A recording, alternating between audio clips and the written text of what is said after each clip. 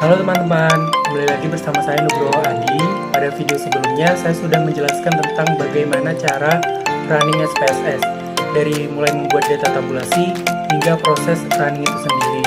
Nah, sekarang saya akan menerangkan tentang arti dari uji-uji yang kita dapatkan dari proses running SPSS tersebut. Selamat menyaksikan. Di video sebelumnya, saya sudah menjelaskan bahwa running SPSS ini untuk mengetahui adakah pengaruh leverage likuiditas pada profitabilitas. Di sini saya memakai 10 sampel, itu digunakan untuk mencari rasio ROA, DER, dan CR. Yang mana ini adalah rasio dari ketiga variabel dari penelitian saya. Nah, kemudian langsung saja di sini kita copy dan kita pastekan ke data view SPSS. Nah, setelah itu kita langsung saja ke data view untuk mengatur tampilan kolom dan juga tampilan desimal. Di sini kolomnya sesuai urutan. Di sini kita ganti ROA, DER, dan CR. Kemudian di sini angka desimalnya kita ganti 4 sesuai keinginan. Nah, kemudian di sini measure-nya kita ganti menjadi scale. Langsung saja kita cari uji yang pertama, yaitu uji statistik deskriptif. Tujuannya adalah untuk uji statistik deskriptif ini memberikan gambar secara umum mengenai karakteristik dari data. Yang mana di sini nanti ditemukan minimum, maksimum, mean, dan standard deviation. Langsung saja di sini kita klik analyze, descriptive statistics, descriptive. Kemudian kita pindahkan di sini ketiga variabel ke sisi kanan. Kita klik options. Kemudian di sini kita centang mean, standard deviation, minimum, dan maksimum.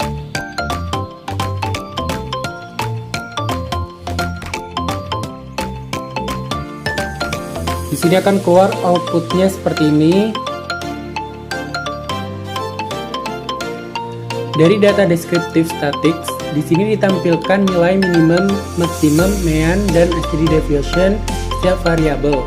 Pada variabel ROA di sini, nilai minimumnya adalah minus 0,5167, yang mana merupakan nilai ROA dari PT Estetika Tata Tiara. Yang mana hal ini menunjukkan bahwa PT Estetika Tata Tiara Tbk pada tahun 2020 memiliki laba bersih minus 51,67% dari total asetnya. Secara umum artinya total aktiva yang dipergunakan oleh PT Estetika Tata Tiara Tbk selama periode laporan keuangan menghasilkan kerugian karena minus ROA-nya. Sementara itu, nilai rata-rata ROA dari semua sampel di sini adalah minus 0,16364. dan standar deviation senilai 0,1780973. Kemudian untuk rasio DER di sini nilai minimumnya yakni 0,4043, merupakan nilai rasio tahun 2020 milik PT Enseval Putra Mega Trading.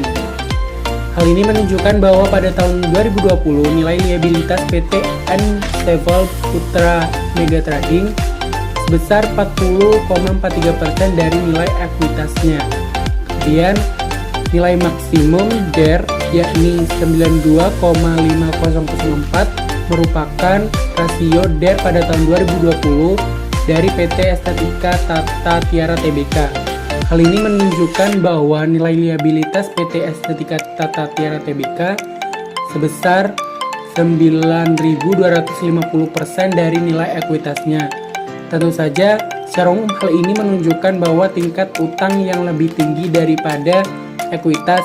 Sementara itu, untuk nilai rata-rata ROA dari semua sampel adalah 10,530414 dan standar deviation-nya adalah 0,88785556. Dan untuk CR, nilai minimumnya adalah 0,3008 yang merupakan nilai rasio tahun 2020 dari PT Estetika Tiara Tbk. Hal ini berarti bahwa PT Estetika Tata Tiara Tbk memiliki nilai aset 30,08% dari nilai utang. Hal ini menandakan bahwa banyaknya liabilitas jangka panjang lebih dari nilai aset jangka pendek yang ada. Nilai maksimum DER yakni 2,9758 merupakan nilai rasio pada tahun 2020 dari PT Enseval Putra Mega Trading Tbk. Hal ini menunjukkan bahwa PT Enseval Putra Mega Trading Tbk nilai aktiva atau aset lancarnya adalah senilai 297,58% dari nilai liabilitasnya. Secara umum, ini menunjukkan bahwa perusahaan benar-benar menekan untuk mengurangi penggunaan liabilitas. Sementara itu, untuk nilai rata-rata CR dari semua sampel adalah 1,766207 dan standar deviation-nya adalah 28,8357915. Nah, berikutnya kita akan mencari yaitu untuk data dari uji klasik. Yang pertama adalah uji normalitas. Langsung saja untuk mencari uji normalitas, kita klik Analyze, kemudian kita klik Regression, Linear, dan sini kita isi untuk row-nya di sisi dependent, dan untuk independennya kita isi DER dan CR. Dan kita klik Save, dan di sini kita centang di kolom residual yaitu Unstandardized. Kita klik Continue dan klik OK. Nah, kita lihat di sini di data view akan secara otomatis muncul kolom res 1. Setelah itu kita klik Analyze, kemudian Non-Parametric Test, Legacy Dialogs, dan One Sample KS. Dan kita pindahkan Unstandardized res 1 ke Test Variable List. Kemudian kita klik OK. Nah, secara otomatis di data output akan muncul tabel One Sample Kolmogorov-Smirnov Test.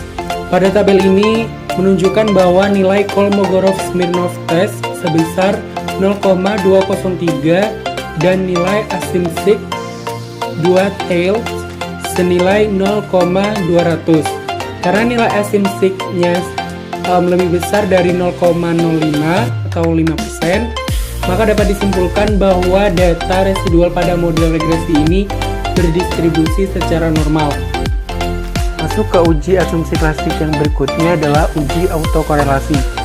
Di sini untuk mencari uji autokorelasi, kita klik Analyze, Non-Parametric Test, Legacy Dialogs, dan Runs. Kemudian yang paling bawah di sini Unstandardized res 1 kita pindah ke sisi kanan dan langsung kita klik OK. Pada tabel Run Test, di sini menunjukkan bahwa nilai asymmetric 2 tailed adalah 1,00. Karena nilai tersebut yakni 1 lebih besar dari 0,05, maka dapat disimpulkan bahwa model regresi yang digunakan bebas dari masalah autokorelasi. Setelah itu, uji asumsi klasik yang berikutnya yaitu uji multikolinearitas. Langsung saja kita klik Analyze, Regression, Linear. Kita isi di sisi dependent row dan DRCR di sisi independent. Kemudian kita klik Statics. Di sini yang kita centang adalah Estimates, Model Fit, Collinearity Diagnostic, dan Durbin-Watson. Kemudian di sini kita klik Continue. Kita klik Plots. Di sisi Y kita isi dengan S-Receipt, dan di sisi Z kita isi dengan Zipred. Langsung saja klik OK. Nah, untuk uji multikolinearitas ini yang kita butuhkan itu hanyalah kolom tolerance dan juga VIF. Nah, berdasarkan pada tabel collinearity statistik, nilai variabel memiliki nilai toleransi kurang dari 0,010. Hal ini berarti tidak ada multikolinearitas. Sementara itu, nilai VIF-nya di bawah 10, yang juga berarti tidak terdapat multikolinearitas. Masuk ke uji asumsi klasik yang terakhir adalah uji heteroskedastisitas. Nah, charts ini saya dapatkan dari output di charts. Nah, dari charts ini dapat diketahui bahwa titik-titik tidak membentuk pola yang jelas. dan titik-titik menyebar di atas dan di bawah angka 0 pada sumbu Y. Jadi dapat disimpulkan bahwa tidak terjadi masalah heteroskedastisitas dalam model regresi. Masuk ke uji setelah uji asumsi klasik, yakni uji kesesuaian model. Nah, uji kesesuaian model terdiri dari uji F dan juga uji R-square. Untuk uji F, tabel didapat dari output. Di sana kita cari untuk tabel ANOVA. Berdasarkan hasil uji statistik F, diperoleh F sebesar 209,755 dengan tingkat probabilitas signifikasi sebesar 0,05 lebih besar dari 0,000. Sehingga dapat dikatakan bahwa leverage yang berupa DER dan likuiditas yang berupa CR secara simultan berpengaruh signifikan terhadap profitabilitas, yaitu rasio ROA, sehingga data ini dapat dilakukan penelitian. Nah, untuk uji R-square kita dapat dari output juga, yaitu sedangkan sisanya yaitu 100% dikurangi 98,4% sama dengan 1,6%. ROA dijelaskan oleh variabel lain yang tidak diteliti. Secara umum, nilai R-square yang baik adalah di atas 0,5 atau 5%. Uji yang terakhir adalah uji hipotesis yang terdiri dari uji T dan juga uji regresi linear berganda. Nah, untuk tabelnya kita dapat dari tabel koefisien yang terdapat di data output. Nah, di sini kita masuk ke hipotesis pertama. Hipotesis pertama yaitu DER berpengaruh signifikan terhadap ROA.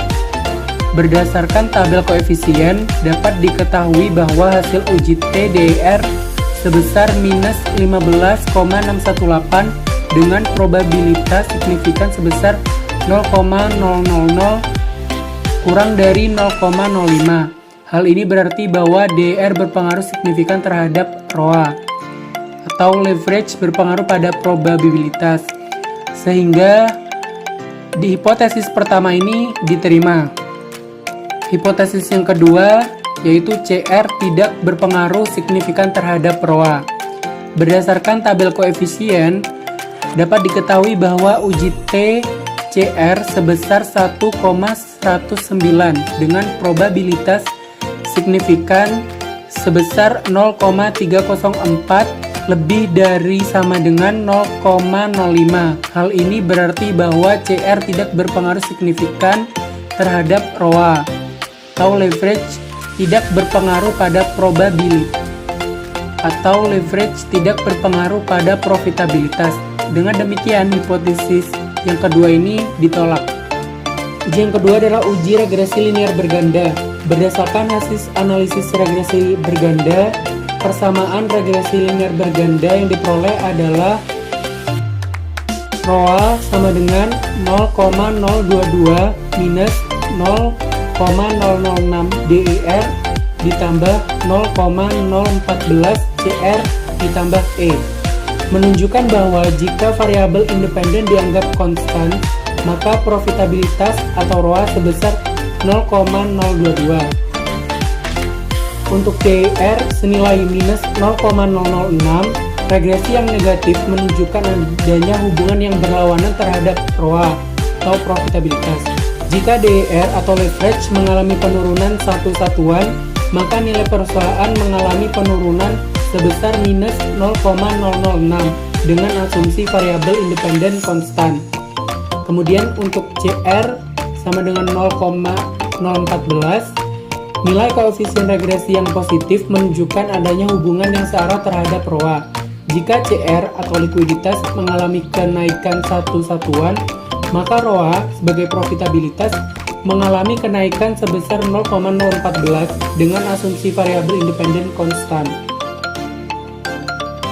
Sekian video presentasi dari saya, yang mana video ini saya dedikasikan untuk melengkapi tugas besar kedua mata kuliah statistik bisnis yang diampu oleh Bu Angela Birman. Dan semoga video ini bisa bermanfaat bagi yang menyaksikan, dan semoga saya bisa menghasilkan video-video yang menarik berikutnya. Sampai jumpa kembali teman-teman.